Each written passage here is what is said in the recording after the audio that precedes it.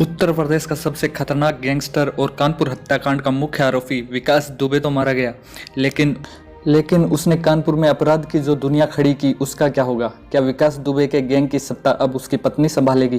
क्योंकि उसके जीते जी उसकी बीवी ही गैंग की धन दौलत की काली कमाई को सफ़ेद करती थी।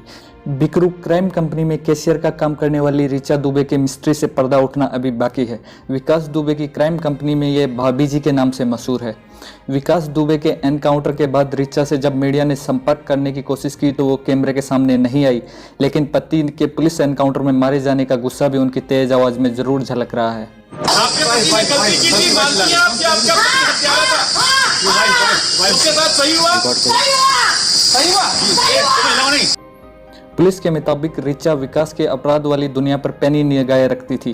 कहते हैं विकास की तीसरी आंख ऋचा ही थी। ऋचा को विकास की हर हरकत की जानकारी रहती थी, यहाँ तक कि बिकरू के किलानुमा घर में कब कौन आता है सीसीटीवी के जरिए सब पर ऋचा लखनऊ में रहकर नजर रखती थी। विकास की क्राइम फाइल में अभी तक जांच में ऋचा दुबे का कोई डायरेक्ट एंगल तो सामने नहीं आया, लेकिन पुलिस के सूत्र बताते हैं कि विकास के गुनाहों की फहरिस्त का ऋचा दुबे का कनेक्शन जरूर रहा है। जैसे जैसे विकास की गुनाहों की तफ्तीश आगे बढ़ेगी, ऋचा का रोल भी शीशे की तरह साफ होता जाएगा। बताया जा रहा है कि विकास दुबे की पत्नी ऋचा का खौफ विकास के साथ काम करने वालों के सिर चढ़कर बोलता था। विकास दुबे के गुर्गों के बीच एक जुमला बेहद मशहूर था, भाभी जी से सावधान। हालांकि वो ज़्यादातर लखनऊ और कानपुर शहर में ही रहती थी, लेकिन दूर रहते हुए भी कौन क्या कर रहा है अपने मोबाइल फ़ोन से विकास के गिरोह के एक एक शख्स पर नज़र रखती थी। ऋचा ही विकास दुबे के पैसों का नेटवर्क देखती थी, उसके ब्लैक मनी को वाइट करने का जिम्मा संभालती थी। पैसे कहाँ लगाने हैं, किसको देने हैं, यह ऋचा ही तय करती थी। गुनाहों से बटोरे गए धन दौलत का काम ऋचा ही मैनेज करती थी। कुल मिलाकर कहें तो विकास गैंग का सरगना था, तो भाभी जी इस गैंग की तीसरी आंख जिससे हर कोई कांपता था। विकास पर मनी मैटर पर ऋचा की पकड़ कितनी मजबूत थी, इसका अंदाजा आप विकास के पिता के बयान से लगा सकते हैं। विकास पुलिस मुठभेड़ में हुई मौत के बाद जब उनसे ऋचा दुबे से जुड़ा सवाल किया गया तो वो आपे से बाहर हो गए। 9 जुलाई की सुबह विकास दुबे उज्जैन के महाकाल मंदिर से अरेस्ट किया गया तो रात के 8:30 बजे ऋचा दुबे को भी नौकर महेश के साथ हिरासत में लिया गया। विकास के दूसरे बेटे नाबालिग हैं और वो ऋचा के साथ ही रहता है, इसलिए हिरासत के दौरान वो भी ऋचा के साथ था। तीनों को कानपुर लाया गया जहां ऋचा से पूछताछ की गई। पुलिस की टीम पता लगाने की कोशिश कर रही है कि पति के अपराधों में ऋचा कहां तक जिम्मेदार है।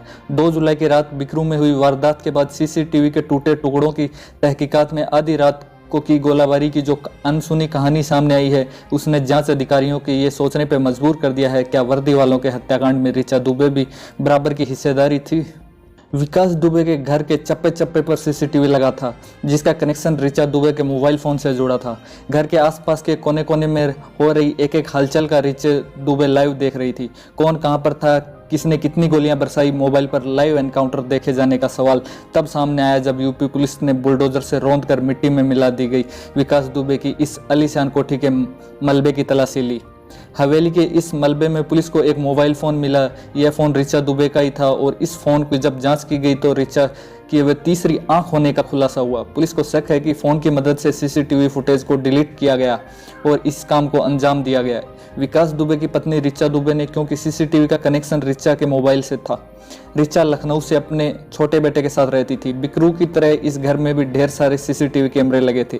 पुलिस की टीम ने घर के अंदर मौजूद एक कागजात को खंगाला। तलाशी में जमीन के खरीद फरोख्त के कई कागजात पुलिस के हाथ लगे। पुलिस के मुताबिक पति ने बिकरू के घर में अपने गुनाहों का ठिकाना बना रखा था, तो पत्नी ने काले धन को सफ़ेद बनाने के लिए लखनऊ के घर को एक हेडक्वार्टर बना रखा था। बता दें कि ऋचा अभी जिला पंचायत सदस्य है और उसका भाई राजू कुल्लर कानपुर का बड़ा अपराधी है। विकास का उसके घर आना जाना था। इसी दौरान विकास की ऋचा से दोस्ती हुई जो आगे चलकर प्यार में बदल गई। बिरादरी के चलते ऋचा के पिता शादी के लिए तैयार नहीं थे। आखिरकार पिता के कनपट्टी पर पिस्टल लगाकर विकास ने ऋचा को भगाकर शादी कर ली।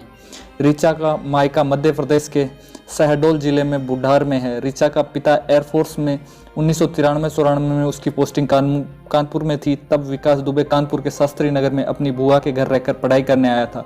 तभी विकास की दोस्ती ऋचा के भाई से हुई थी। फिर वो ऋचा के करीब आया, लेकिन शादी के कुछ दिनों के बाद ऋचा को विकास दुबे की असलियत पता चल गई। कुछ महीने बाद वो विकास को छोड़कर वापस अपने माता पिता के पास कानपुर आ गई, लेकिन विकास दुबे की धमकियों के आगे वो भी हार मान गए। विकास दुबे के पास वापस लौटने के बाद उसने जुर्म की दुनिया में वो भी रच बस गई और गैंग में भाभी जी के नाम से मशहूर हो गई। पुलिस की गोली से विकास का तो खात्मा हो गया, लेकिन विकास के गुनाहों की दुनिया में ऋचा का कितना बड़ा रोल था ये अब पुलिस जांच के बाद ही साफ हो पाएगा।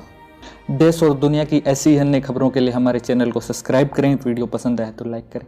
धन्यवाद।